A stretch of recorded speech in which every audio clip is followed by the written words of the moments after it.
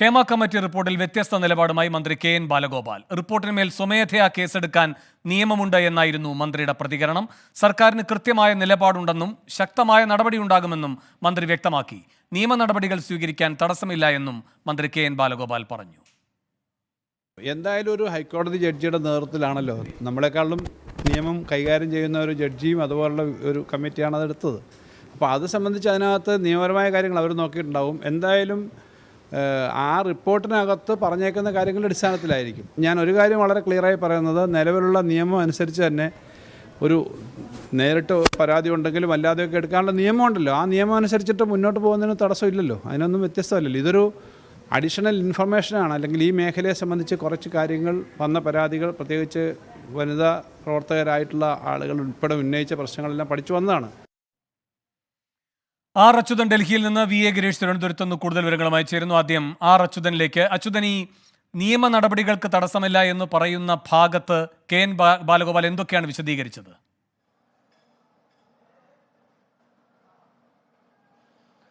വേണു, പ്രധാനമായും ഈ Hema committee report പുറത്തു വന്നതിന് പിന്നാലെ പോലീസ് അറിയിച്ചത് ഇതിൽ കേസെടുക്കാൻ കഴിയില്ല എന്നുള്ളതാണ്. അതിനുശേഷം ബന്ധപ്പെട്ട സർക്കാർ അറിയിച്ചത് പരാതി ലഭിച്ചാൽ കേസെടുക്കാം എന്നൊരു നിലപാടിലായിരുന്നു. പക്ഷെ അതിൽ നിന്നെല്ലാം വ്യത്യസ്തമായിരുന്നു ധനമന്ത്രി കെ.എൻ. ബാലഗോപാലിന്റെ പ്രതികരണം. ഈ ഹേമ കമ്മിറ്റിയുമായി ബന്ധപ്പെട്ട പ്രതിപക്ഷ ആരോപണങ്ങൾ, ഇതിലെല്ലാമുള്ള ചോദ്യത്തിലാണ് അദ്ദേഹം ഒരു വ്യക്തത ഈ കാര്യം പറഞ്ഞത്. അതായത് നിലവിലെ നിയമപ്രകാരം മാറ്റം വരുത്തിയ IPC ആയിരുന്നാലും CRPC ആയിരുന്നാലും അതിലെല്ലാം മാറ്റം വരുത്തിയ പുതിയ നിയമത്തിലാണെങ്കിലും സ്വമേധയാ കേസെടുക്കുവാനുള്ള ആ ഒരു സെക്ഷനുകളുണ്ട്, നിയമമുണ്ട് എന്നുള്ള കാര്യം മന്ത്രി ചൂണ്ടിക്കാട്ടുകയാണ്. അത്തരത്തിൽ കാര്യങ്ങൾ മുന്നോട്ട് പോകട്ടെ, സർക്കാരിന് ഇക്കാര്യത്തിൽ കൃത്യമായ നിലപാടുണ്ട് എന്നുള്ളതും വ്യക്തമാക്കുന്നുണ്ട്.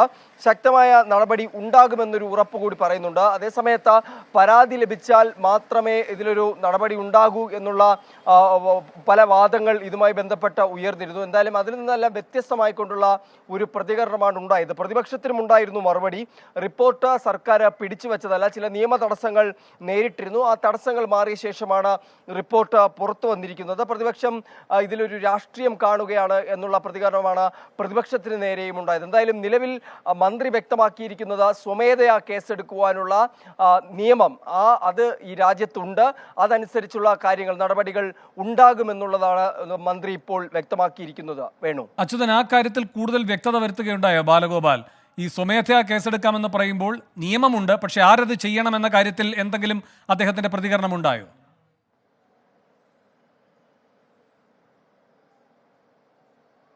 വേണു, അക്കാര്യത്തിൽ പറഞ്ഞത് ഇതിന്റെ മറ്റ് സാങ്കേതികത്വത്തെ പറ്റി തനിക്ക് അറിയില്ല എന്നുള്ളതാണ്. അത് ബന്ധപ്പെട്ട മറ്റ് വകുപ്പുകളുമായി ബന്ധപ്പെട്ടുള്ള ആളുകൾ പരിശോധിക്കുമെന്നുള്ളതായിരുന്നു അദ്ദേഹത്തിന്റെ മറുപടി. എന്നാൽ ഈ ഒരു കാര്യത്തിൽ, അതായത് നേരത്തെ ഉയർന്നിരുന്നത് ഈ സ്വമേധയാ, പ്രതിപക്ഷം തന്നെ പറഞ്ഞിരുന്നു സ്വമേധയാ കേസ് എടുക്കുവാനുള്ള സാധ്യതകൾ മുന്നിലുണ്ട്, അത്തരത്തിൽ കേസ് എടുത്ത് മുന്നോട്ട് പോകണം, ഈ പ്രശ്നം